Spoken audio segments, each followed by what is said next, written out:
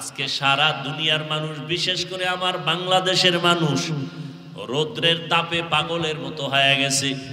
এতটা সূর্যের গরম বেড়ে গেছে, আরো নাকি বাড়বে। মানুষগুলো বেকারার হয়ে যাইতেছে, বুড়া মানুষগুলো কষ্ট পায়, ঘরের মা বোনেরা কত কষ্ট। এসির বাতাসটা পর্যন্ত এখন ঠান্ডা নাই বললে চলে।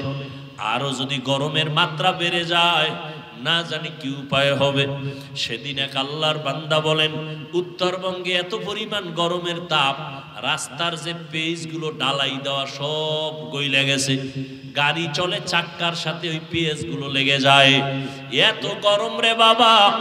যারা গুনাহ নিয়ে কবরে যাবে, আল্লাহ পাক রব্বুল আলামিন তাদের সূর্যের গরমের মধ্যে ফালায় দিবে। এই সূর্যটা মাথার উপরে নেমে আসবে। সূর্যটা এখন 9,30,00,000 মাইল উপরে দূরের থেকে তাপ দেয়।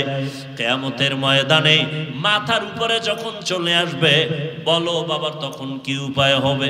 সূর্যের গরমে মাথার মগজগুলো টাস টাস করে ফুটে যাবে। ও আল্লাহর গোলাম, সূর্যের গরমে জমিনটা তামা হয়ে যাবে। অপরদিকে জাহান্নামের আগুনের গরম। নবীরা পর্যন্ত যাদের গুনাহ নাই কান্নায় বেকারার হয়ে যাবে।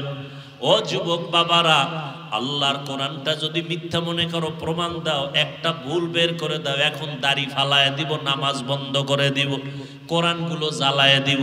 আর যদি বলো না কেউ পারে না, আমরাও পারবো না, তো পায়ে ধইরা বললাম তওবা করো, ফিরে আসো। কোন দিন মরণ হবে জানা নাই। এমন একটা দিন নাই যে বাসের নিচে যুবকের লাশ নাই, পানির নিচে যুবকের লাশ, ঘুমের বিছানায় যুবকের লাশ। দিন দিন যুবকের মরণের খবর। ও বাবারা, কয়দিন আর দুনিয়াতে বাহাদুরি করবা, বাঁচবা? এখন থেকে তওবা করে নাও। মরিয়া গেল আর নামাজ ছাড়বা না, মা বাবারে আর কষ্ট দিবা না। উলামায়ে কেরামের পরামর্শ নিয়া নবীর তরিকা মানিয়া চলবা, মুরব্বীদের দোয়া নিয়া চলবা, খারাপ ব্যবহার করবা না।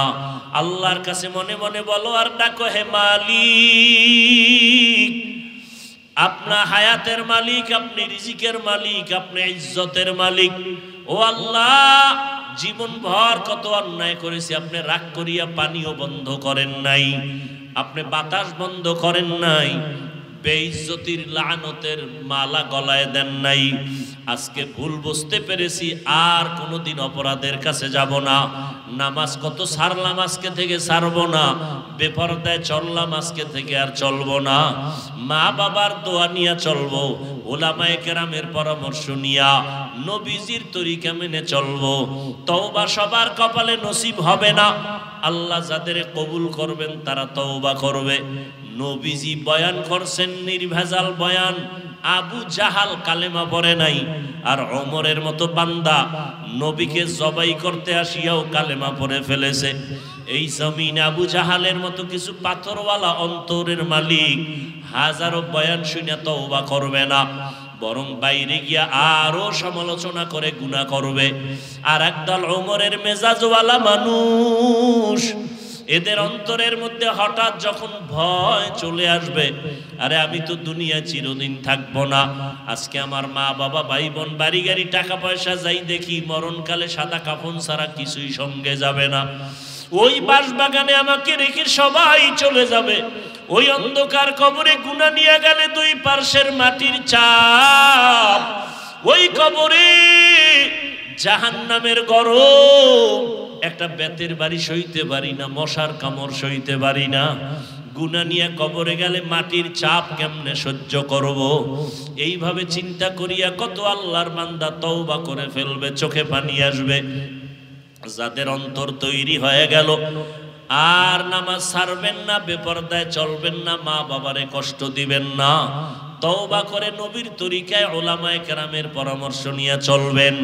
যদি এরকম তওবার নিয়ত থাকে, অন্তরে কোনো মুনাফিকি না থাকে, যাদের নিয়ত অন্তরে খাঁটি, দুটো হাত আমার আল্লাহকে দেখায় দাও। আয় আল্লাহ, হাতগুলো কবুল করে নেন, তওবা কবুল করে নেন। আয় আল্লাহ, আমাদের তওবা কবুল করে নেন। তওবার উপরে মজবুত হইয়া চলার মতো তৌফিক দান করেন। শয়তানের ধোঁকা যেইখানে থাকো যা করো আল্লাহর হুকুম নবীর তরিকা মানিয়া চলো, 5 বেলার নামাজ পড়ো।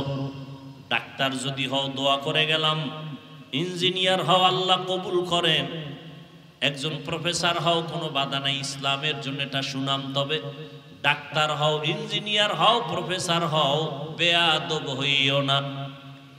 তোমার আচরণে যেন মা বাবা কোনোদিন কষ্ট না পায়, তোমার ব্যবহারে যেন কোনোদিন উলামায়ে কেরাম কষ্ট না পায়, তোমার আচরণে যেন কোনো মুরব্বীরা কখনো কষ্ট না পায়। দোয়া নিয়ে চলিও।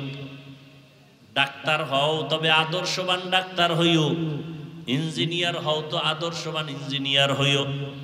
তবে তুমি প্রশ্ন করতে পারো, হাফিজ ভাই কোথায় আদর্শ পাবো? যেখানে যাই সেখানে তো আদর্শ জবাই করা হয়। জমিনে একমাত্র নিরেট নির্ভেজাল আদর্শ সঠিক যদি পাও, মদিনাওয়ালার আদর্শ হলো সঠিক আদর্শ। ওই আদর্শটা গ্রহণ করো। আর এই বিষয় আদর্শ খুঁজতে গেলে আম্মাজানের কাছে যাইও, তোমার কলিজার মা। ইমাম গজালি বিশ্ববরেণ্য দার্শনিক, বড় বুজুর্গ, বড় আল্লাহওয়ালা, বড় আলেম, তিনি বলেন প্রত্যেকটা সন্তানের জন্য প্রাথমিক শিক্ষিকা হলো তার মা। ও পর্দার আড়ালের আম্মা জানেরা, এই দুনিয়াতে যত ভালো ভালো সন্তান আছে সব হলো আপনাদের অবদানের কারণে। এসপি সাহেবের ব্যবহার ভালো, ডিসি সাহেবের ব্যবহার ভালো, চেয়ারম্যানের ব্যবহার ভালো, মাওলানা সাহেবের ব্যবহার ভালো, এগুলো তার ব্যক্তিগত কোনো বাহাদুরি না, সব হলো মায়ের অবদান। মায়ের ব্যবহার আর আদর্শ ভালো হওয়ার কারণে সন্তান ভালো হয়। এরে আম্মা জান, আপনার সন্তানটাকে ডাক্তার বানাবেন, তবে আদর্শবান ডাক্তার বানায়া যান। আপনার অবদানের কারণে সন্তান ভালো হবে, আপনার আখলাকের কারণে সন্তানের চরিত্র ভালো হবে। আজকে এখানে প্রায় 15 জন ছাত্রর মাথায় পাগড়ি দিলাম, এরা কোরআনের হাফেজ হয়েছে।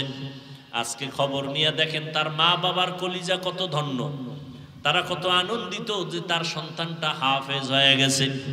ওরে সন্তানের মা বাবা, মনটা কি চায় না আপনি একজন আলেম হাফেজের মা হয়ে কবরে যাবেন? আপনি আলেম বানাইতে পারলে ভালো, না বানাইলে আপনি গুনাহ হবে না। তবে সন্তানটাকে আপনি আদর্শ একজন মানুষ বানায় যান। ডাক্তার বানাবেন, আল্লাহর কোরআন পড়ায় সুন্নাত অনুযায়ী সন্তানটাকে যদি ডাক্তার বানায় যেতে পারেন, ওই সন্তান ডাক্তারি করবে, আবার কোরআন পড়িয়া মা বাবার জন্য ফাঁকে ফাঁকে দোয়া করবে, নামাজ পড়বে। দুনিয়ায় আপনার সুনাম ঠিক থাকবে, আখিরাতেও নাজাতের জরিয়া হয়ে যাবে। আজকে থেকে তওবা করেন, আল্লাহ তো তওবার দরজা খুলে রাখছেন। ও যুবক বাবারা, তওবা করো, মনেরে বুঝাও। তোমার মতো আমার মতো কত যুবক স্কুল কলেজে পড়িয়াও নামাজ ছাড়ে না, তুমি আমি পারবো না কেন? আজকে থেকে তওবা করো আর মনে মনে বলো, আল্লাহ বুঝি তোমার আমার গুনার কারণে বেজার হয়ে গেছেন, এ কারণে তোমার চোখে পানি নেই, তওবার নিয়ত আসে না। মনেরে বুঝাইয়া রেডি হয়ে যাও, মনে মনে আল্লাহকে ডাকো, হে আল্লাহ, জীবনটা গুনায় কাটায় দিলাম, আমার গুনার খবর আমার মা বাবায় যদি জানতো, কেউ আমারে সম্মানের নজরে দেখতো না। আয় আল্লাহ, আপনি আমার গুনার খবর ভালো করে জানেন। গুনার কারণে আমার হাত না পাক, আমার চোখ না পাক, জিহ্বা না পাক, অন্তর না পাক। আয় আল্লাহ, এই গুনাহ নিয়ে যদি আমি মরণের বিছানায় যাই, আল্লাহর কোরআন সত্য, নবীর কথা সত্য, নেক আমলওয়ালাদের জন্য জান্নাত, গুনাহগারের জন্য জাহান্নাম। আল্লাহুম্মা সাল্লি আলা মুহাম্মাদিন নবিয়্যিল উম্মি ওয়া আলা আলিহি ওয়া সাল্লিম তাসলিমা। وبعد فأعوذ بالله من الشيطان الرجيم. بسم الله الرحمن الرحيم.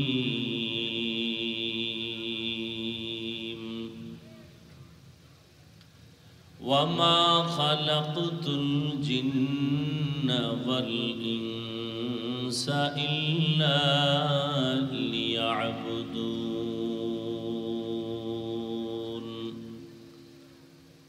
وقال النبي صلى الله عليه وآله وسلم: لا طاعة لمخلوق في معصية الخالق، أو كما قال النبي عليه الصلاة والسلام.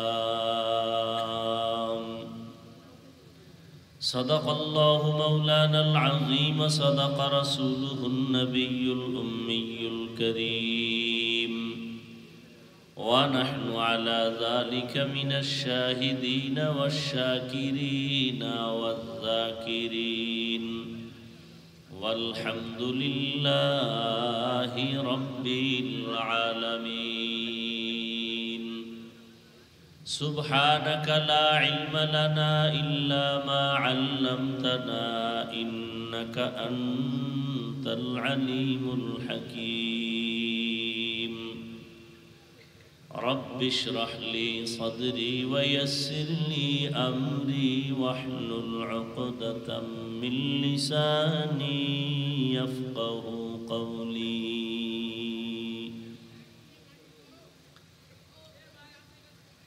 نگاہ مومن سے تو بدل جاتی ہے تقدیر، نگاہ مومن سے تو بدل جاتی ہے تقدیر.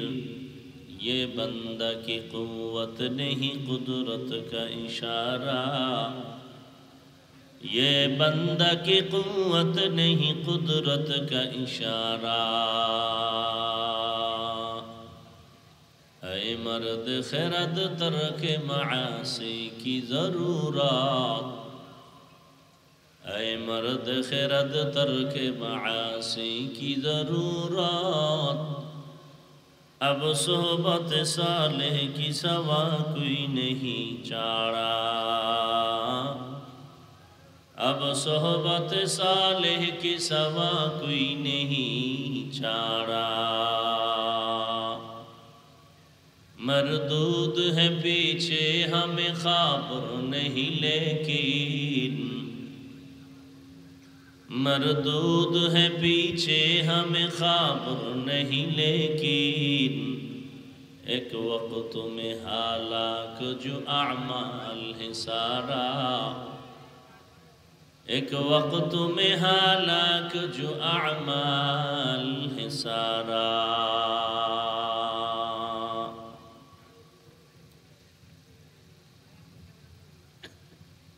রশিদিয়া হাফিজিয়া এতিমখানা দারুল আরকাম ইবতেদায়ী মাদ্রাসার বার্ষিক ওয়াজ মাহফিল 22 এপ্রিল 2024।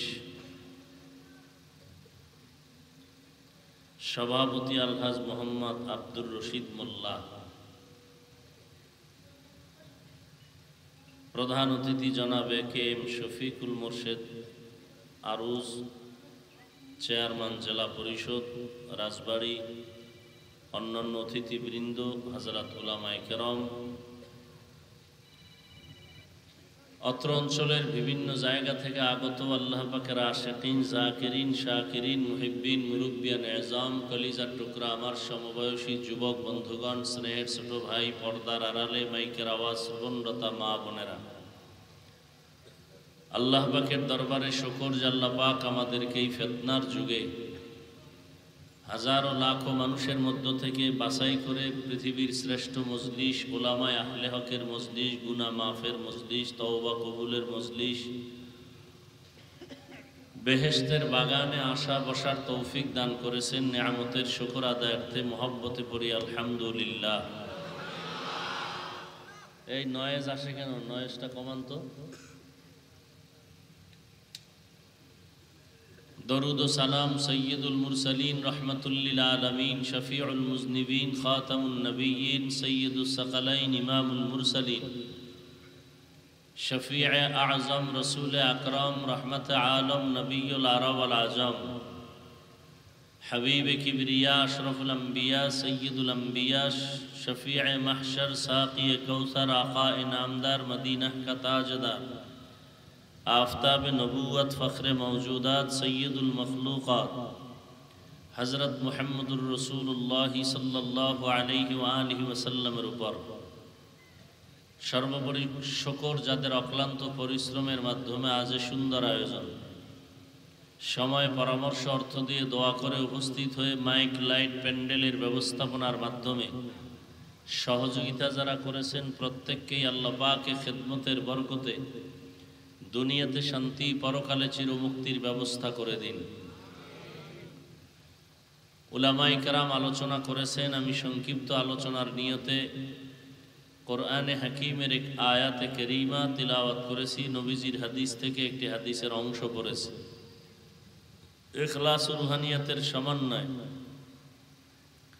সহি নিয়তে সহি তরিকায় সহি কিছু কথা বলার মতো শুনবার মতো দয়াময় আল্লাহ আমাকে এবং আপনাদের সকলকেই তৌফিক দান করেন। ওয়ামা খালাকতুল জিন্না ওয়াল ইনসা ইল্লা লিয়াবুদুন। আল্লাহ বলেন মানুষ আর জিন আমি সৃষ্টি করি নাই, হ্যাঁ সৃষ্টি করেছি একমাত্র ইবাদতের জন্য। নবীজি বলেন লা তাআতা লি মাখলুকিন ফি মাসিয়াতিল খালিক। আল্লাহকে অসন্তুষ্ট করে পৃথিবীর ভিন্ন কোনো মাখলুকের আনুগত্য করা সম্পূর্ণ নিষেধ, হারাম। অর্থাৎ অন্যান্য মাখলুকের কথা মানতে গিয়ে যদি আল্লাহর হুকুমের পরিপন্থী হয়, এই ক্ষেত্রে ভিন্ন কোনো মাখলুকের আদেশ নিষেধ গ্রহণ করা হারাম।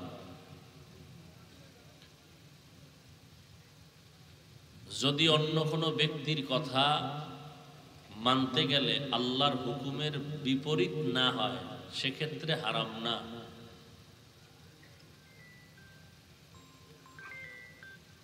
আয়াতের মধ্যে আল্লাহ মানুষ সৃষ্টির রহস্য কি এ বিষয়ে আলোকপাত করেছেন। পৃথিবী নামক গ্রহে আল্লাহ মানুষ কেন পাঠাইছেন, এখান থেকে প্রথম কথা হলো আমরা কেউ পৃথিবীতে আসি নাই, আল্লাহ পাঠিয়েছেন।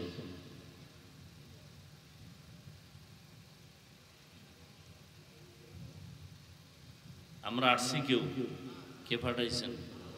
আল্লাহ পাঠাইছেন। আল্লাহ পাক পাঠিয়েছেন, আমরা কেউ আসিনি।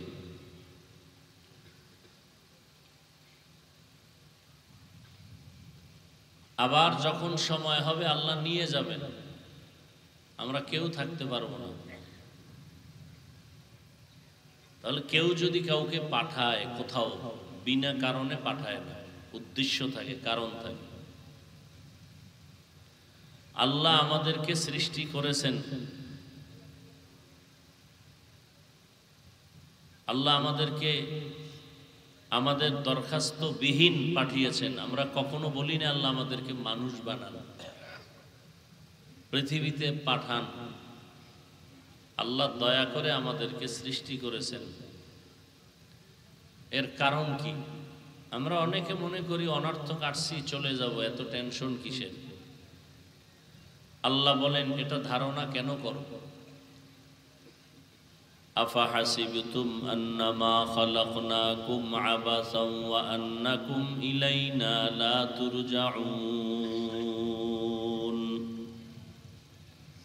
তোমরা ধারণা করছো আমি তোমাদের অনর্থক সৃষ্টি করেছি, আর তোমরা এটাও ধারণা করছো আর আমার কাছে আসবা না। আমি তোমাদের অনর্থক সৃষ্টিও করি নাই, আমার কাছে আসতেই হবে, পালাবারও কোনো সুযোগ নেই। দুনিয়ার মানুষ যা তৈরি করে তাও তো এখন অনর্থক নাই। এক সময় পলিথিনের কোনো দাম ছিল না, আর এখন সে পলিথিন টোকাইয়া পরিচ্ছন্ন অবস্থায় বিক্রি করে ব্যবসার মাধ্যমে সে এখন কোটিপতি ঢাকার শহর। পলিথিনের ব্যবসা, প্লাস্টিকের ব্যবসা, মানুষের বানানো জিনিস কেউ ফেলে দেয় না, তা আল্লাহর বানানোটা অনর্থক হবে কেন? আল্লাহ আমাদেরকে পাঠিয়েছেন, আমরা কেউ আসি নাই। কেন পাঠিয়েছেন? আল্লাহ বলেন ইবাদতের জন্য। তো ডাইরেক্ট যদি আল্লাহ বলতেন আমি ইবাদতের জন্য পাঠিয়েছি, সহজ। আল্লাহ ডাইরেক্ট এভাবে বলেন না। আল্লাহ প্রথমে বললেন আমি মানুষ জিন সৃষ্টি করিই নাই। হ্যাঁ করেছি। ঘুরাইয়া বললেন কেন? ফিআলুল হাকিম লা ইয়াখলু আনিল হিকমা। জ্ঞানীদের কথা কাজ জ্ঞান থেকে শূন্য না। আল্লাহ হলেন শুধু হাকিম না, আহকামুল হাকিমিন। সমস্ত জ্ঞানীদের থেকেও সীমাহীন জ্ঞান, যার কোনো তুলনা নাই। আল্লাহ এ কথা বলে মানুষের জেহেনকে পরিষ্কার করে বুঝাইলেন, ও মানুষ তোমাকে বানানো হয় নাই, তার মানে তোমার কোনো কাজ নাই দুনিয়ায়। কাজ একটা, ইবাদত। তোমার কাজ মাত্র একটা, ইবাদত।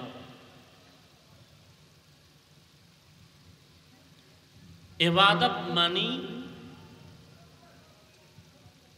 আমরা অনেকে মনে করি তসবিহ টানা, জিকির করা, নামাজ পড়া, মসজিদে বসে থাকা, রোজা রাখা। না, এগুলো ইবাদতের অংশ বিশেষ।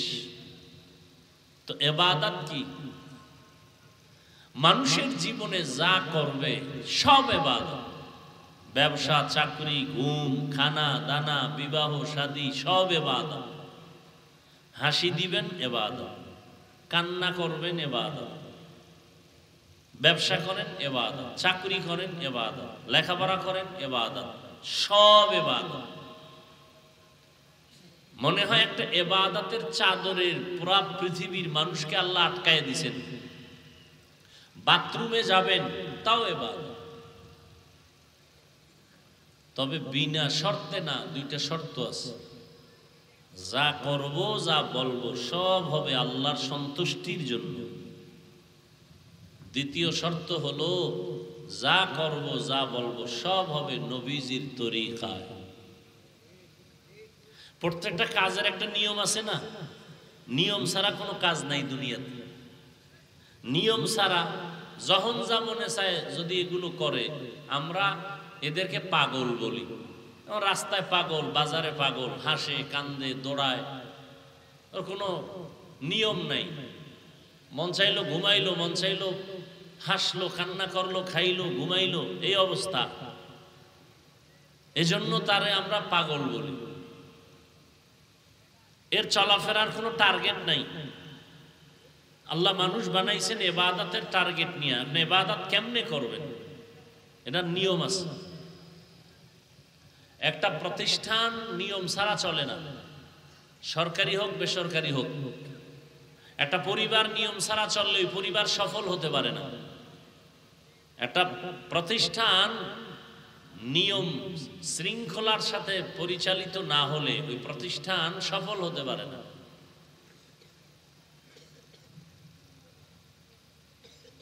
আরো সহজে বুঝেন, স্বাধীন জিন্দেগি। নিয়ম ছাড়া জিন্দেগির নাম স্বাধীন। পরাধীনতা নাই। মন চাইলে চললাম, ঘুমাইলাম, হাসলাম, কাঁদলাম, কোথাও গেলাম, এটাকে বলে স্বাধীন জিন্দেগি। স্বাধীন জিন্দেগির দাম নাই। যেমন রাস্তায় কুকুর আছে, কুকুর, অনেক কুকুর সারাদিন দৌড়ায়, কোনো খবর নাই, পাইলে খাইলো, না পাইলে নাই। এ কুকুরের কোনো দাম নেই। কিন্তু যেই কুকুর মালিকের শিকল লাগায় চলতেছে, ওই কুকুরের মূল্য আছে। আছে না নাই? ঢাকা চিড়িয়াখানায় বাঘ আছে, হরিণ আছে, এগুলো অনেক মূল্য। কারণ এগুলো পরাধীন, স্বাধীন না। ঠিক মানুষ দুনিয়াতে স্বাধীন না। যে স্বাধীনভাবে চলে, আমার কোনো জবাবদিহিতা নাই, মন চাইলে ঘুমাইলাম, মন চাইলে খাইলাম, এই মানুষটার মূল্য আল্লাহর কাছে নাই। যে মালিকের কালেমার রশি গলায় লাগায় নিয়ম অনুযায়ী চলবে, তার মূল্য দিন দিন বাড়তেই থাকবে। আসমান আল্লাহর, জমিন আল্লাহর, পানি বাতাস সব আল্লাহ, মানুষগুলো বানাইছেনও আল্লাহ। এই মানুষগুলো কিভাবে সুস্থ থাকবে, কিভাবে দুনিয়াতে চললে সম্মানের জিন্দেগি পাবে, নিয়মও করেছেন আল্লাহ। থিওরিক্যাল নিয়মের কিতাবের নাম কোরআন, আর নিয়মগুলো ধরে ধরে ধরে ধরে প্র্যাকটিক্যাল শিখাইয়া দিছেন, সেই নিয়মের নাম মুহাম্মদুর রাসূলুল্লাহ। নবীজি বলেন আল্লাহ দুইটা কোরআন দিছেন। কয়টা কোরআন? একটা থিওরিক্যাল কোরআন আর একটা প্র্যাকটিক্যাল কোরআন। থিওরিক্যাল কোরআন এখনো আমাদের হাতে আছে, প্র্যাকটিক্যাল কোরআন মদিনাতুল মুনাওয়ারায় আছে। আম্মা জান আয়েশা রাদিয়াল্লাহু তাআলা আনহা রাসূলের স্ত্রী, যার সাথে 6 বছরে বিবাহের বন্ধন হলো। 9 বছর বয়সে রাসূলের ঘরে আসলেন। আম্মা জানের 18 বছর বয়সে নবী বিদায় নিয়ে চলে গেলেন। হিসাবটা বুঝলে বলেন নবীজির ঘর করলেন কতদিন? আম্মা জান আয়েশা নবীজির ঘর করলেন কতদিন? মাত্র 9 বছর। আমাদের দেশের বোনেরা তো 18 বছরে বিয়েই হয় না। আর আম্মা জানের বিবাহের 6 বছর বয়সে বিয়ে হয়ে গেল, 9 বছরে নবীর ঘরে আসলেন। 18 বছরে নবী দুনিয়ার থেকে চলে গেলেন। 18 বছরের নারী নবীর সোহবত পাইলেন 9 বছর। এর থেকে কি পাইলেন? আম্মা জান আয়েশা রাদিয়াল্লাহু আনহা বলেন, আমি 2000-এর উপরে হাদিসের হাফেজা হয়েছি।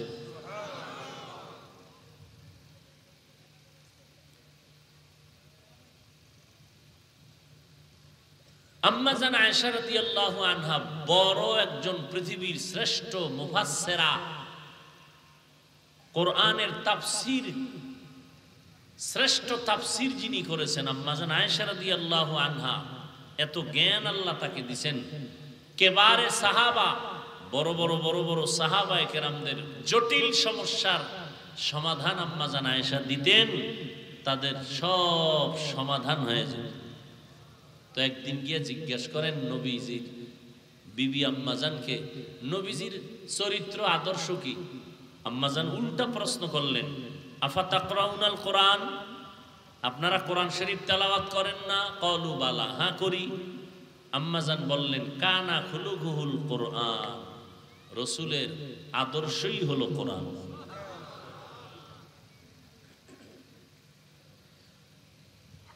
অতএব নিয়ম ছাড়া কিছুই চলে না। মোবাইল চালাবেন, কোন নিয়মে চালাবেন? বানানোওয়ালা ক্যাটালগ দিয়ে দিছে প্যাকেটের মধ্যে, কিভাবে মোবাইলটা চালাইলে সুস্থভাবে চলবে নিয়ম। গাড়িওয়ালা নিয়ম দিছে, আল্লাহ মানুষ বানায়, কেন নিয়ম দিবেন না?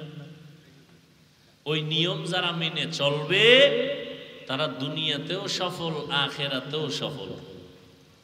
আর যারা ওই নিয়ম বহির্ভূত চলবে তারা দুনিয়াও ধ্বংস, আখিরাতও তাদের ধ্বংস। আল্লাহ ইবাদতের নিয়ম দিলেন সৃষ্টির শ্রেষ্ঠ এক কিতাব কোরআনের মাধ্যমে। এটা থিওরিক্যাল, প্র্যাকটিক্যাল দিলেন রাহমাতুল লিল আলামিন।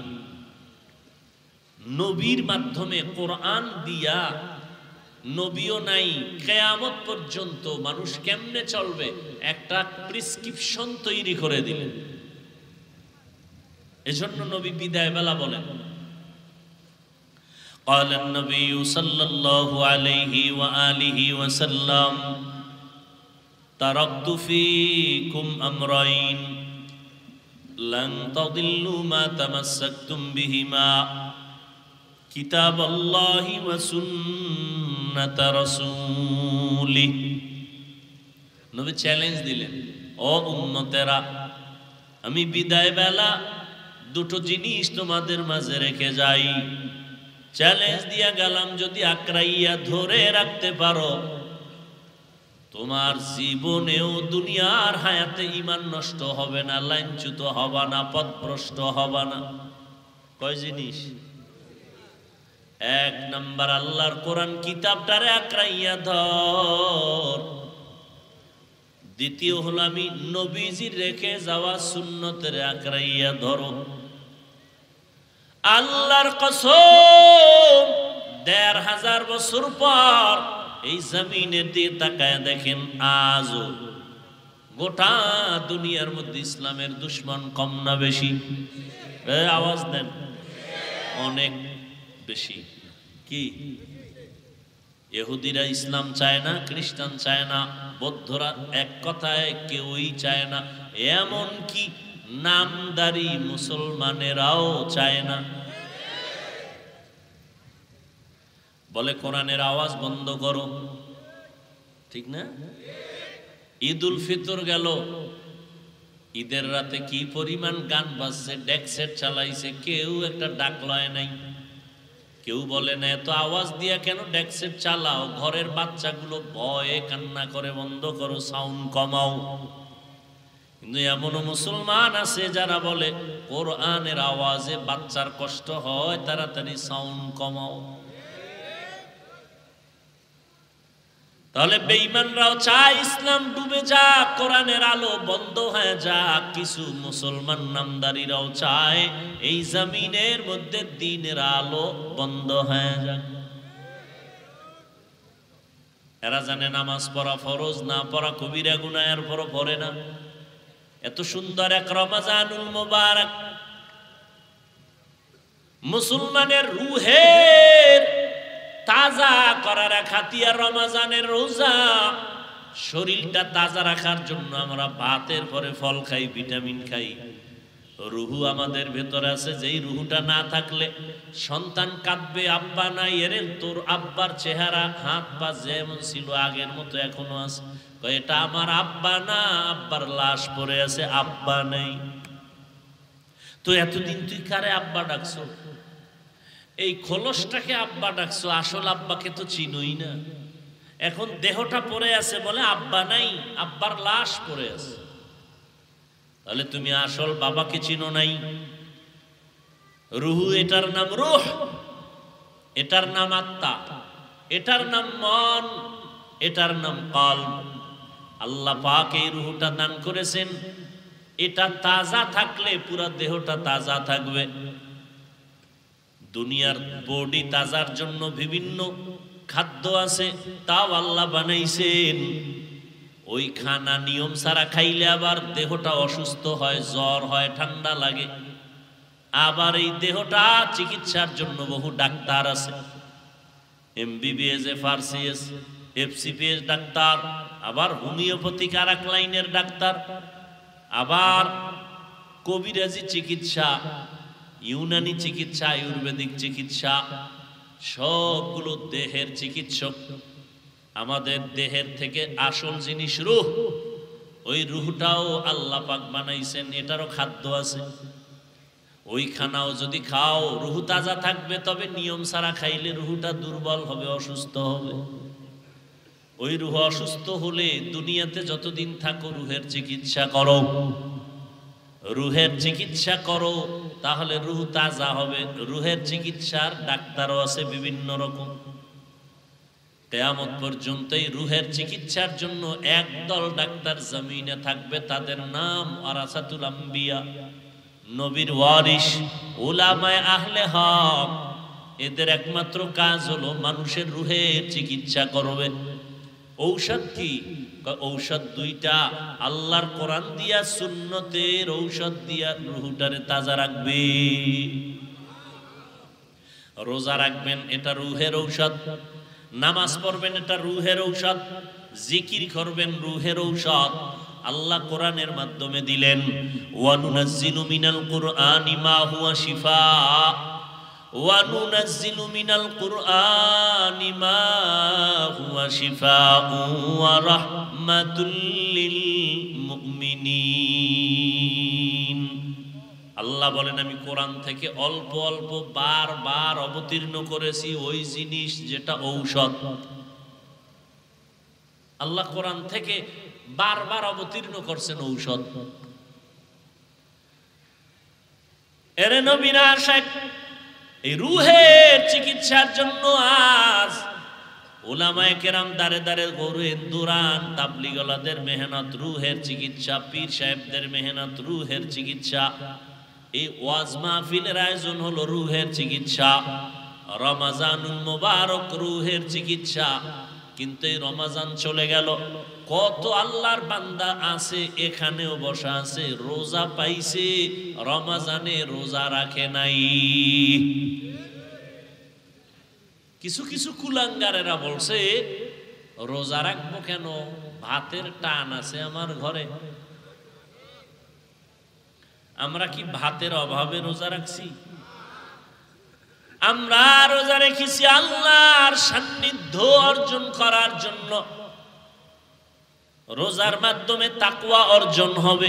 ইয়া আইয়ুহাল্লাযীনা আমানু কুতিবা আলাইকুমুস সিয়াম কামা কুতিবা আলাল্লাযীনা মিন ক্বাবলিকুম লাআল্লাকুম তাত্তাকুন।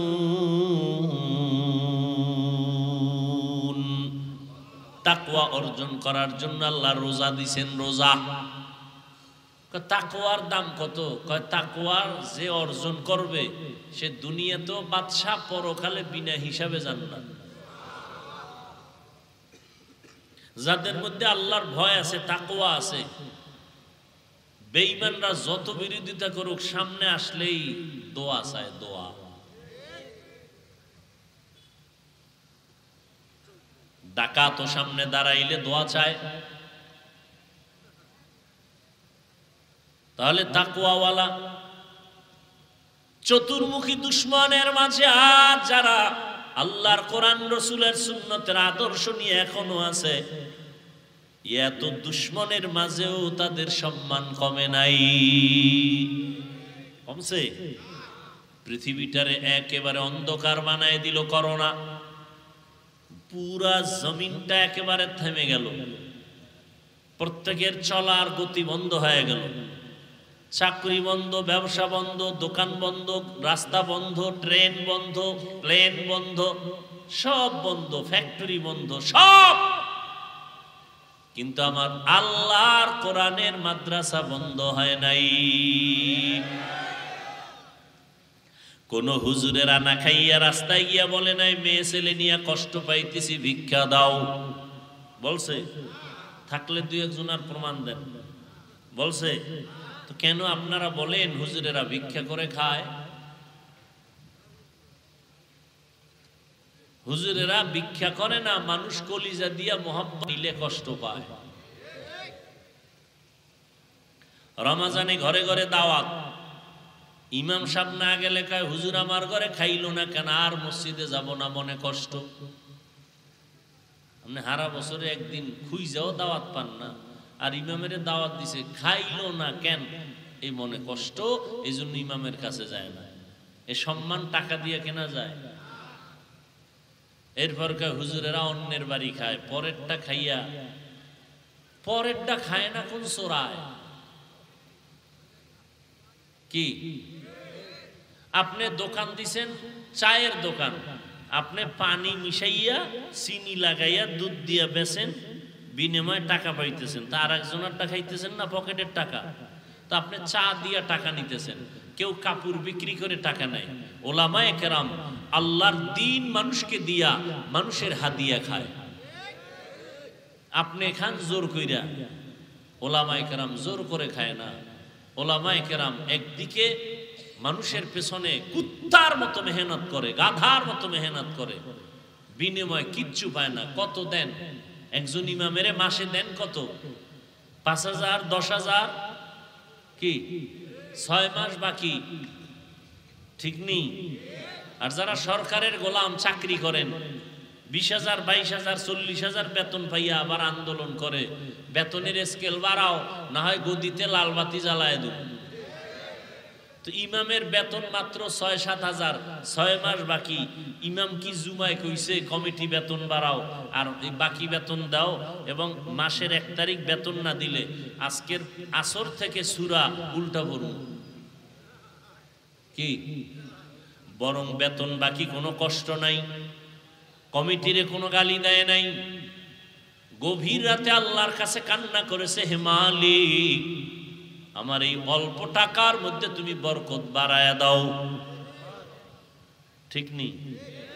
যখন হাত উঁচু করে দোয়া করেছে, নিজের জন্য একবারও দোয়া করে নাই, গোষ্ঠী শুদ্ধ এলাকার সবার জন্য দোয়া করে, আল্লাহ কবরওয়ালাদের জান্নাত দাও, ব্যবসায়ীদের ব্যবসায় বরকত দাও, চাকরিজীবীর চাকরিতে বরকত দাও, হসপিটালের অসুস্থ রোগী সুস্থ বানাও, সন্তানগুলো নেককার বানাও, মা বোনদের সুস্থ রাখো, সম্মান দান করো। সব দোয়া করলো আপনাদের জন্য। এরপরও হুজুর খারাপ। হ্যাঁ, এরে নবীর আশিক কলিজা দিয়ে দোয়া করলেন, আল্লাহর মোহাব্বত অন্তরে নিয়ে দোয়া করলেন, গালি দিলেন না, বরং উল্টা গালি আপনারা দেন। ইমাম কোনো জবাব দেয় না। এরে নবীর আশিক এত কষ্ট করে জীবন চালায়, কোনোদিন ভিক্ষাও করলো না, মহামারী করোনায়, বাবায় করোনায় আক্রান্ত মরিয়ে গেছে। এই যুবক, নিজেরে খুব মাস্তান মনে করো না, আর আমাকে হুজুরকে বোকা মনে করো না। ভালো করে শোন কিছু কথা, মানবি কিনা সেটা তোর ব্যাপার, কিন্তু শুই না রাখ। মহামারী করোনায় বাবায় আক্রান্ত হইয়া মরিয়া গেছে। শিক্ষিত সন্তান লোক দিয়া নিজের হাতে ধরে নেয় লাশ, করোনা, লোকের টাকা দিয়া, এরপরে বলছে এটারে রশি লাগায় টাইনা রাস্তায় নিয়ে ফালায় রাখ। রাস্তায় ফালাইয়া দরজা লক করে দিছে, জানালা বন্ধ।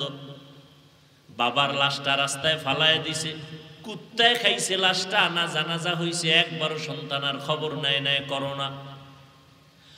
আর এই শত শত লাশ আমার দেশের টুপিওয়ালারা কাঁধে নিয়া গোসল করাইয়া, কাফন পরাইয়া, দাফন করাইয়া কবর করলো। একজন টুপিওয়ালা হুজুরেও করোনায় মরে না।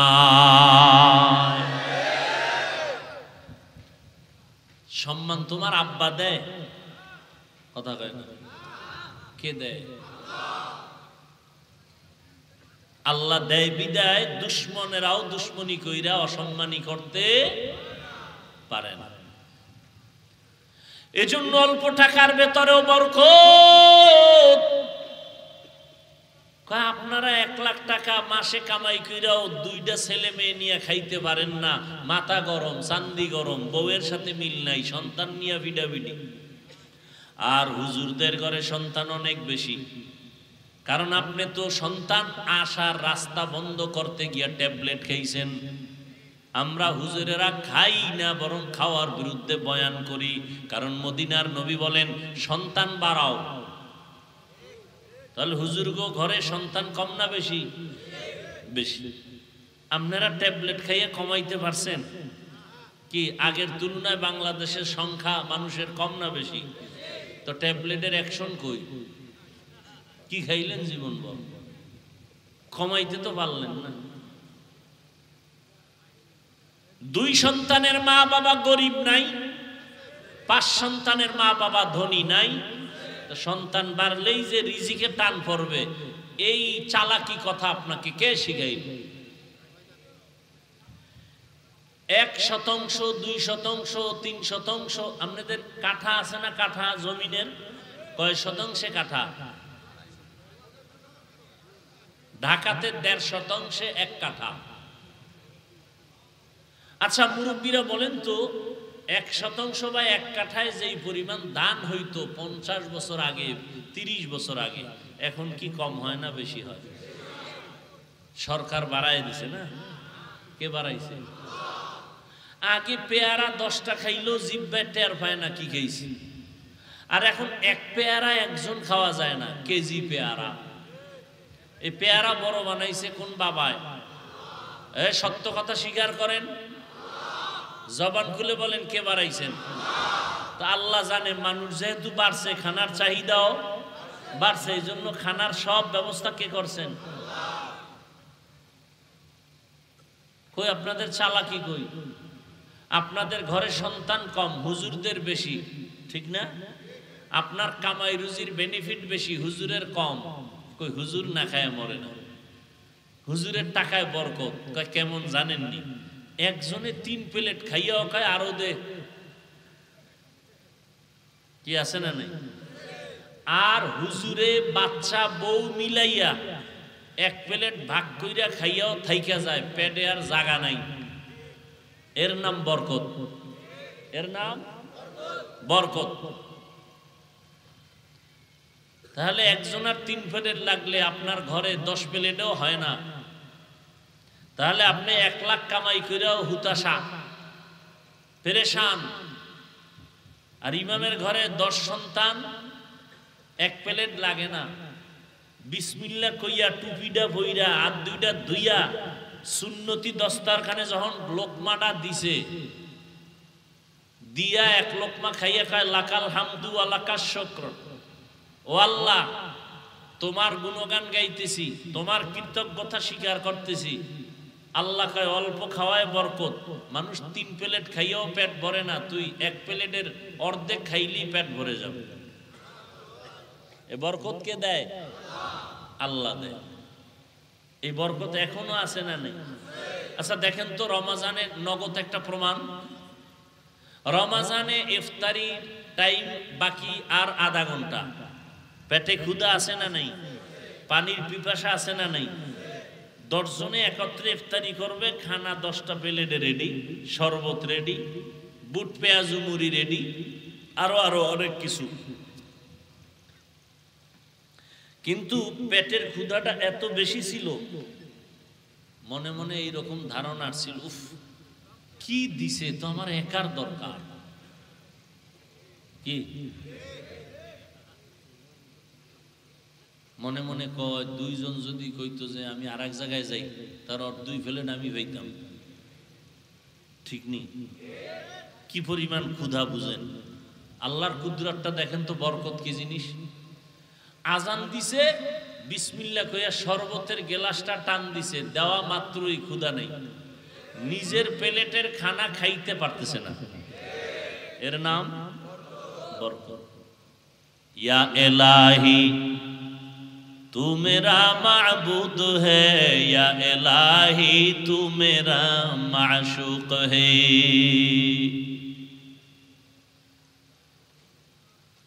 এরে নবীর আশিক,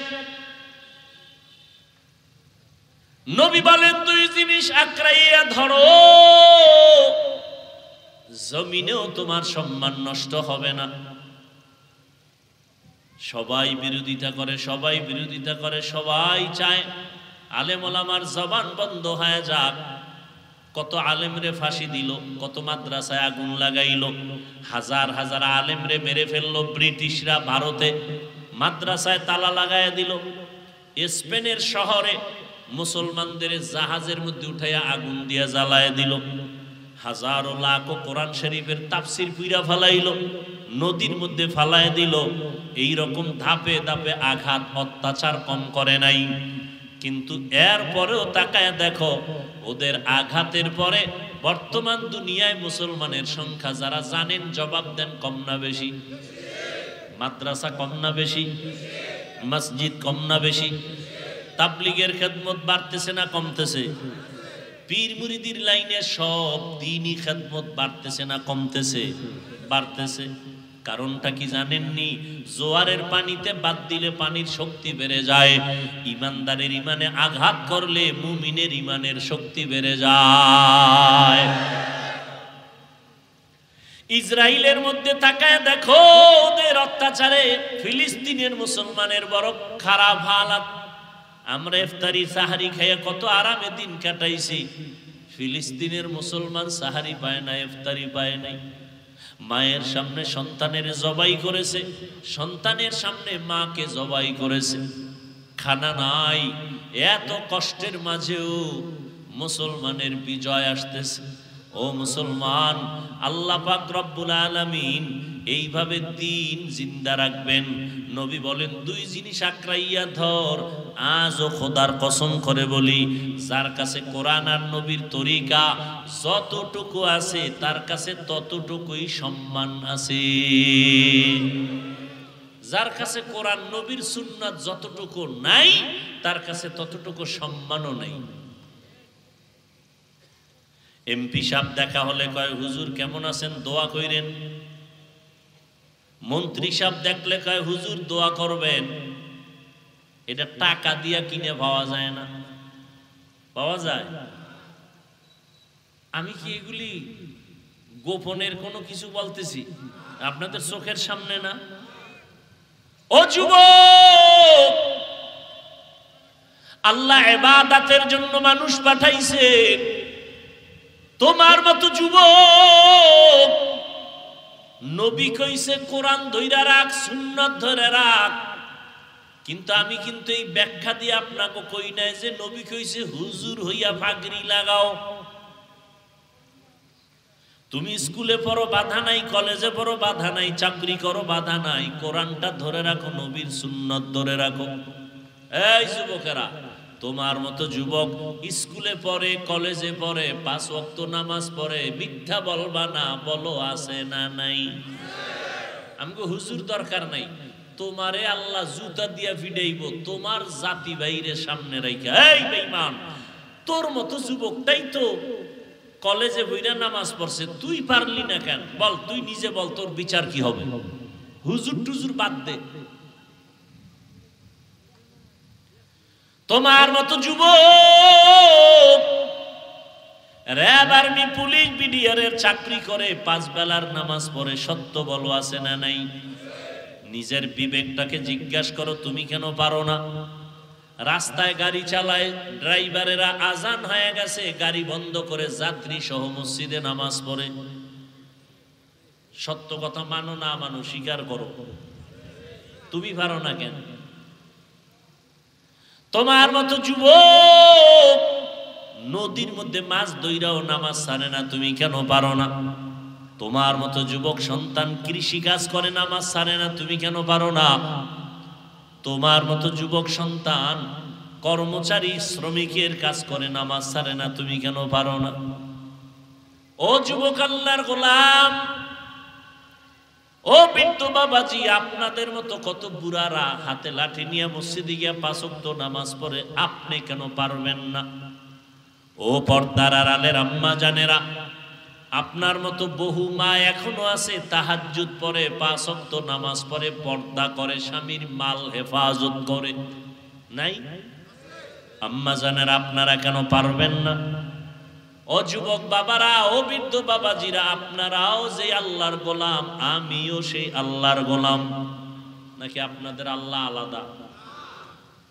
কষ্ট হইতেছে? আপনাদের আল্লাহ আমার আল্লাহ, সবাই বলেন। আপনাদের নবী আমার নবী, আপনাদের আমার কোরআন, আপনাদের হাদিস আমার হাদিস, আপনাদের কাবা আমার কাবা, আপনাদের ধর্ম আমার ধর্ম, আপনাদের কালেমা আমার কালেমা, সব এক। বুঝেন, দুনিয়াতে আসছি কিন্তু সিস্টেম এক। শুধু রাজবাড়ী পাংশার এলাকার মানুষেরা লঙ্গি পরে আসছিল মায়ের পেট থেকে, না সব এক।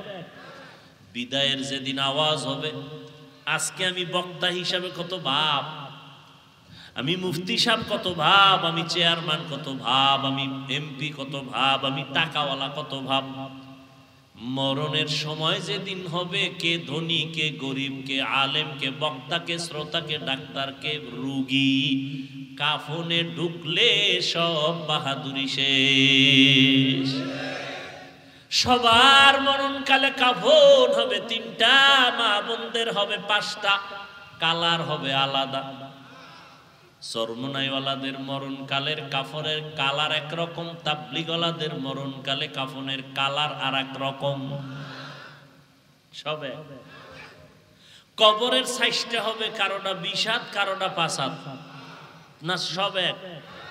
কবরে রাখার পরে প্রশ্ন হবে 3টা, আমাকেও সেই প্রশ্ন, আপনাকেও সেই প্রশ্ন, বেঈমানেরও সেই প্রশ্ন। শিক্ষক ছাত্র একই প্রশ্ন, রবের পরিচয় দাও, ধর্মের পরিচয় দাও, রাহমাতুল লিল আলামিনের পরিচয় দাও। তাহলে আপনিও মুসলমান, আমিও মুসলমান, আপনার আল্লাহ আমার আল্লাহ এক, নবী এক, কোরআন এক, কাবা এক, ধর্ম এক, কালেমা এক। না, আমার টুপি মাথায় না দিলে লজ্জা লাগে, আপনার টুপি মাথায় দিতে লজ্জা লাগে। আপনি কত ভিআইপি মুসলমান। আপনার দাড়ি রাখতে লজ্জা লাগে, আমার কাটতে লজ্জা লাগে। আমি থার্ড ক্লাসের মুসলমান আর আপনি ভিআইপি মুসলমান। আমি পর্দা না করলে লজ্জা পাই আর আপনি পর্দা করতে লজ্জা পান।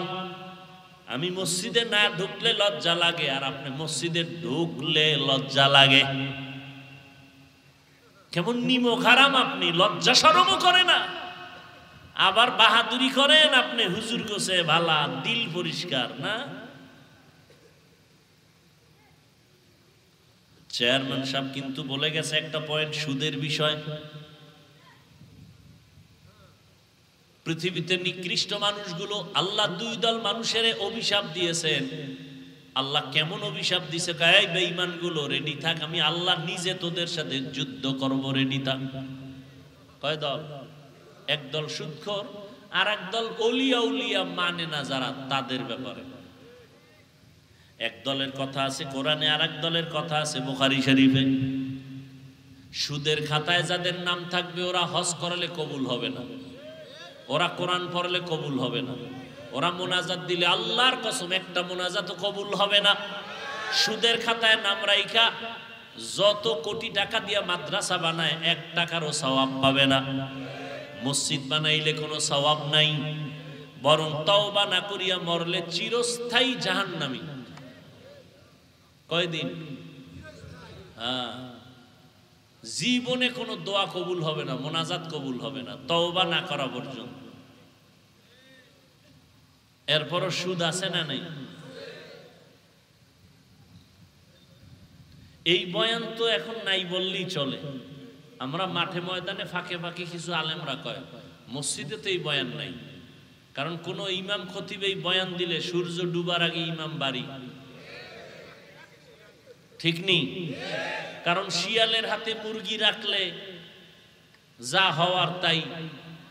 একজনে শিয়ালের কাছে মুরগি দিয়া কয় 3 দিন পরে নিমু, আমানত পাবে? বলেন। তাহলে সুদখোরের হাতে ধর্মের চাবি দিলেও তাই হবে।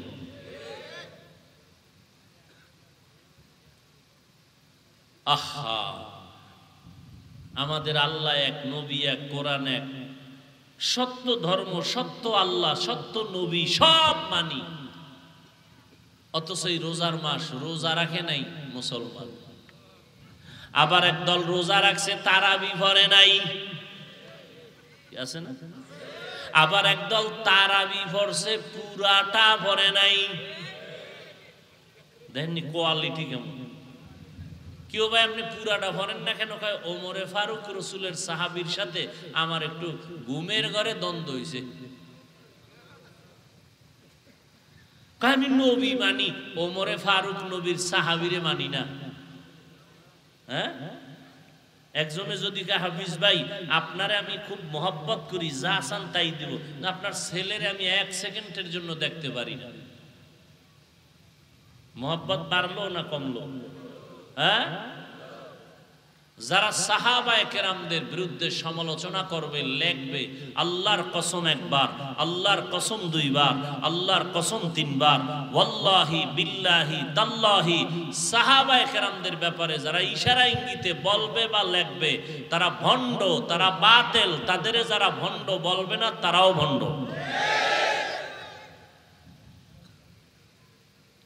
সমস্ত সাহাবায়ে কেরাম জান্নাতি।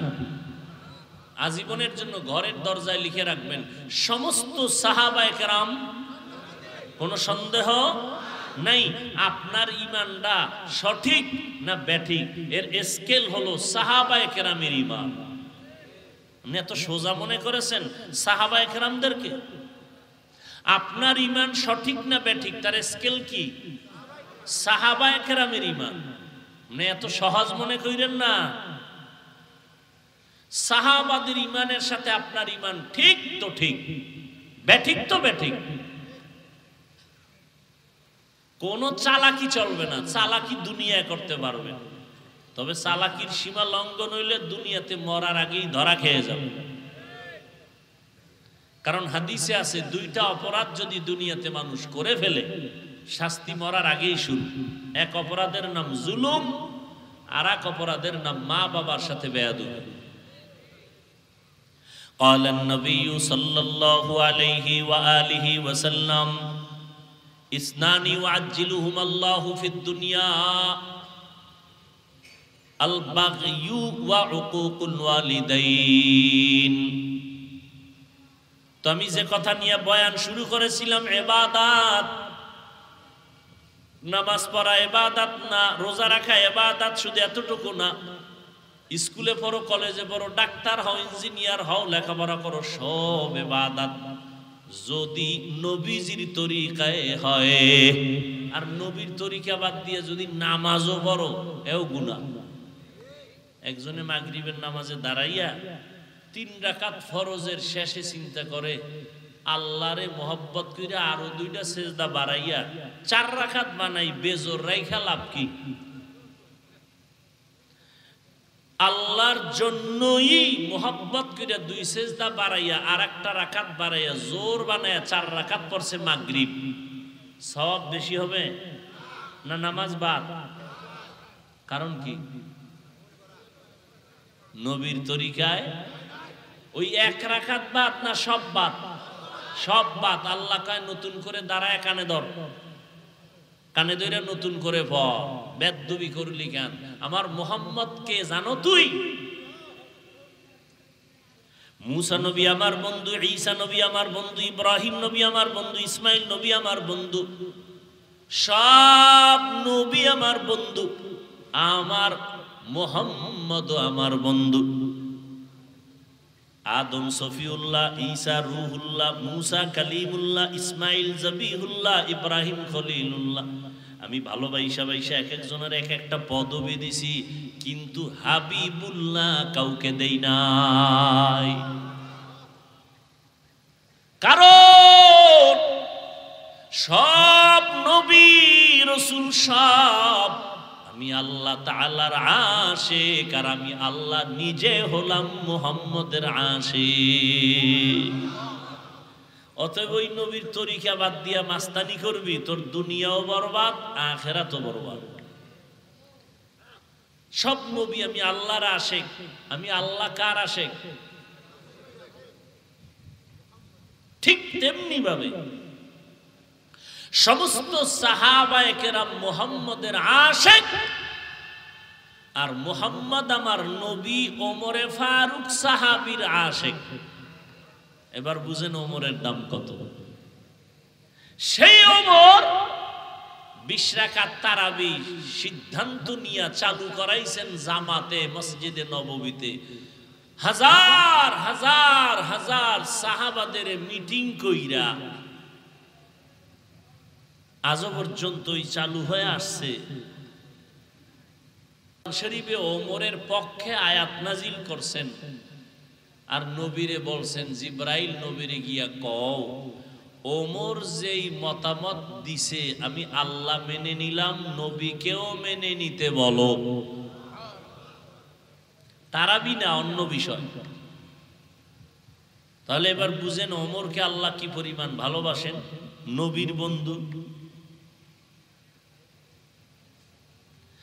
তুমি যাকে ভালোবাসো সে তোমার আসল বন্ধু না, যে তোমাকে ভালোবাসে সে তোমার আসল বন্ধু।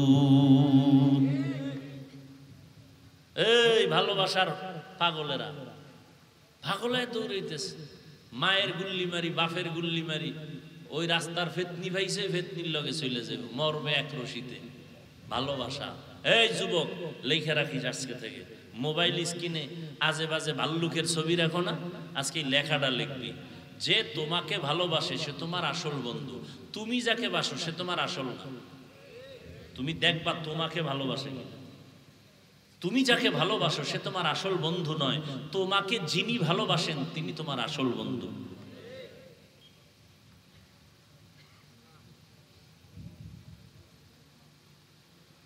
ইবাদত নবীর তরিকায় যদি আপনি বাথরুমে যান ইবাদত হয়ে যাবে, আর নবীর তরিকা বাদ দিয়ে রোজা রাখলেও সওয়াব হবে না।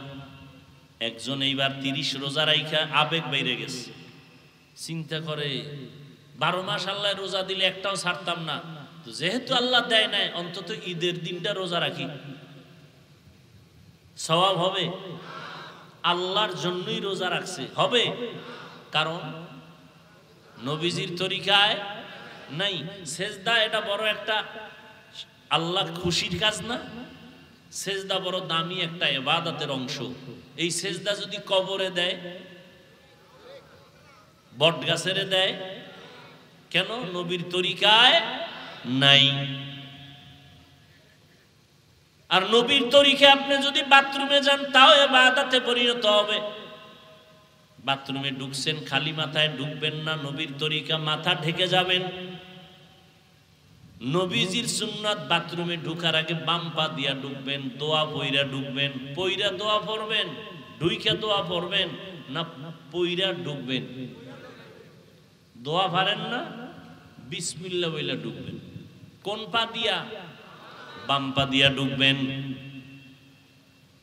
বাথরুমে ঢুইকা বসবেন, হাঁটুর উপরে কাপড় উঠানো যাবে না, নবীর সুন্নত। মক্কার কাফেরেরা মুশরিকেরা কয় তোমগো নবী কেমন যে বাথরুমেরও নিয়ম শিখায়। বাথরুমে গিয়ে বসবেন, হাঁটুর উপরে কাপড় উঠবে না এবং বাম পায়ের উপরে বর করে বসা সুন্নত। আর এখন তো সোফা সেট লয়ে লইছে বাথরুমে, হ্যাঁ, চেয়ারের মধ্যে বইয়া কি আরাম। টেলিভিশন লাগা লইছে একজন, টেলিভিশন বয়ে বয়ে পত্রিকা পড়ে, ফ্যান এসি টেসি লাগায়, শান্তি। ভাইরা আমার, রাস্তাঘাটে চলতে গেলে কোথায় একটু বাথরুমে যাব, প্রস্রাব করব, যত আধুনিকতা ততই রসুলের দুশ্মনী। সুন্নতের বাইরে দাঁড়াইয়া প্রস্রাব করতে হবে, বসে করা যাবে না। বাথরুমে ঢুকছি, টয়লেটে ঢুকে যে ওখানে গিয়ে করুন, হ্যাঁ নো হাই চেয়ার, হ্যাঁ নো বইয়ে কেমনে করি, মইরে গেল প্রস্রাব করবো না, মইরে যাব, দাঁড়াইয়া করবো না। হুজুরেরা কয় এই জন্য শিক্ষিত যারা এরা মানে না। এইবার ওই শিক্ষিতদের বন্ধুরা কইছে, প্যান্ট শার্ট টাইওয়ালা গবেষকরা বলছে দাঁড়াইয়া প্রস্রাব করলে কিডনি ড্যামেজ হয়ে যায়। এবার চান্দুরা কই যাইব? কিডনির রোগী, সত্য কথা বললেন, কিডনির রোগী কমতেছে না ইদানিং বাড়তেছে? বিজ্ঞানীদের থিওরি, চিকিৎসা বিজ্ঞানীদের থিওরি স্পষ্ট। আজকে বাসায় গিয়ে গুগলে সার্চ দেন, দাঁড়াইয়া প্রস্রাব করলে কিডনি ড্যামেজ হয়, দাঁড়াইয়া পানি পান করলে কিডনি সমস্যা হয়। হুজুরেরা কইছি নবীর কথা মানেন নাই, আপনাকে বন্ধুরা গুরু যারা প্যান্ট শার্ট টাইওয়ালা আপনাদের গুরু, এরা বলছে। এইবার কই যাইবেন? আমরা তো এই তথ্য নিয়ে বলতেছি, মনে করে না গাঞ্জা খাই বসি। চেহারা দেখলে মনে হয় গাঞ্জা খাই। একজনে তেঁতুল খায়, কয় কেমন লাগে, কয় ঠোঁটের মিসকলে বুঝো না। তো কেন বলেন হুজুর গো মাথা খারাপ? গাঞ্জা খান আপনি, ইয়াবা খান আপনি, মদ পান করেন আপনি, আর মাথা খারাপ আমগো না? ফাইজলামি করেন।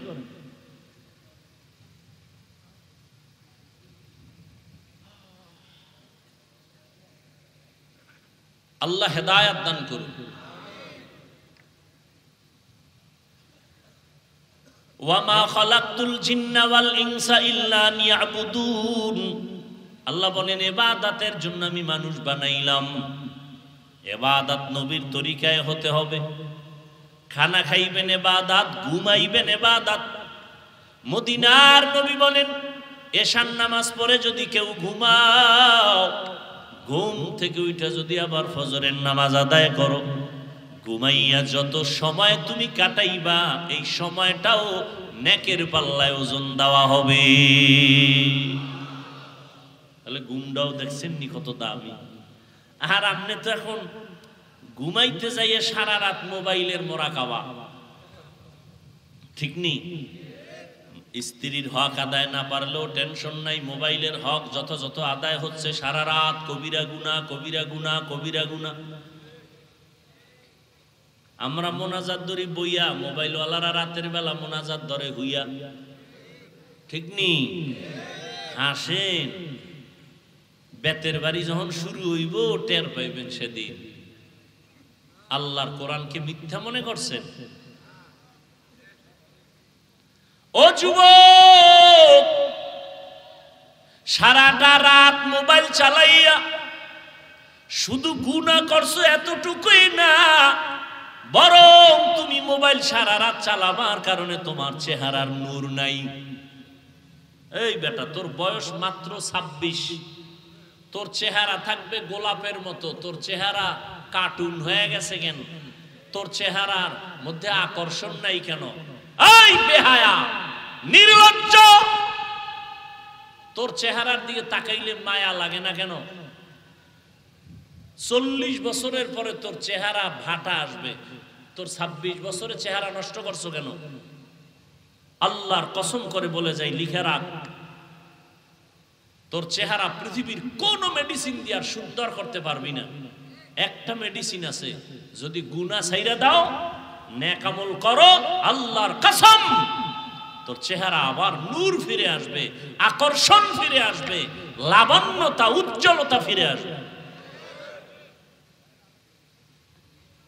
শুধু চেহারা নষ্ট করছো, ফার্মেসি হসপিটালে গিয়া পরীক্ষা কর, তোর কিডনি, চোখের পাওয়ার, কানের পাওয়ার, যৌবন, জীবন, লেখাপড়া, মা বাবার সাথে সুন্দর আচরণ সব ধ্বংস করে ফেলেছো এই মোবাইল দিয়ে। কানের পাওয়ার নেই, আম্মা জানকা ভাত খাবি না, খায় গোসল কইরা লাইছে, কানের পার্স নষ্ট করে ফেলেছে।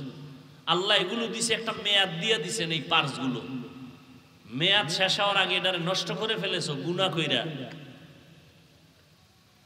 সারা রাত দরজা বন্ধ, জানালা বন্ধ, গুনাহ করো। তবে ভয় রাখিস, কোন সময় রাতের গভীরে গজব পড়ে ঘরের মধ্যে, তোর গুনার কারণে গজব আসলে তুই একা ধ্বংস হবি না, পুরা ঘর বাড়ি আগুন লেগে শেষ হয়ে যাবে। তোর এক পাপির কারণে সবাই কষ্ট পাবে। এই শিশু বাচ্চার কোনো অন্যায় হয়, ওর অসুস্থতা কেন? ওর পাও ভাঙ্গে কেন? বাবার অপরাধ, মায়ের অপরাধ, ভাই বোনের অপরাধের কারণে বাচ্চা কষ্ট পায়।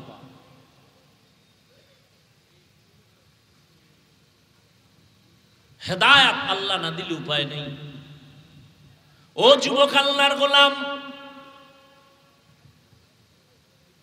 আলহামদুলিল্লাহি রাব্বিল আলামিন, ওয়াসসালাতু ওয়াসসালামু আলা সাইয়্যিদিল আমবিয়াই ওয়াল মুরসালিন ওয়া আলা আলিহি ওয়া আসহাবিহি আজমাইন। ইয়া আরহামার রাহিমিন, ইয়া আরহামার রাহিমিন, ইয়া আরহামার রাহিমিন, রব্বিরহামহুমা কামা রাব্বায়ানি সগীরা। আল্লাহুম্মা ইন্নাকা আফুউন কারীম তুহিব্বুল আফওয়া ফা'ফু আন্না।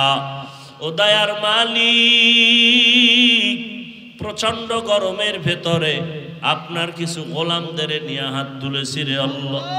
এই বেহেশতের বাগান, উলামায়ে কেরামদের মজলিস, কত সাদা দাড়িওয়ালা মুরব্বীরা, কত হাজী সাহেব, কত ব্যবসায়ী, চাকরিজীবী, পর্দার আড়ালের মা বোনেরা, আমার কলিজার যুবক ছাত্র ভাইরা হাত তুলেছেন। মেহেরবানি করে আমাদের জীবনের সবার গুনাহগুলো মাফ করে দেন আল্লাহ। আয় আল্লাহ, মাহফিল কবুল করে নেন, মাদ্রাসা কবুল করে নেন, ওস্তাদ ছাত্রদের কবুল করে নেন। আয় আল্লাহ, মুহিব্বিন মুতাআল্লিকিন কমিটি যারা সহযোগিতা করে কবুল করে নেন। এলাকার ঘরে ঘরে শান্তি দান করেন, সুন্নতের আমল জারি করে দেন। আয় আল্লাহ, মোবাইলের গুনাহের থেকে হেফাজত করেন। আয় আল্লাহ, সবার কামাই রুজি ব্যবসায় হালাল ভাবে বরকত বাড়ায় দেন। মা বোনদের আবেদা বানায় দেন, সন্তানগুলো নেককার বানায় দেন। আয় আল্লাহ, সবার কামাই রুজিতে বরকত বাড়ায় দেন। আয় আল্লাহ, সারা দুনিয়াবাসীকে মাফ করে দেন। ফিলিস্তিনের মুসলমানদের উপরে রহমতের চাদর বিছায় দেন। ইসরাইলের জালেম থেকে হেফাজত করেন, সারা দুনিয়ার জালেমদের জুলুম থেকে মুসলমানদের হেফাজত করেন।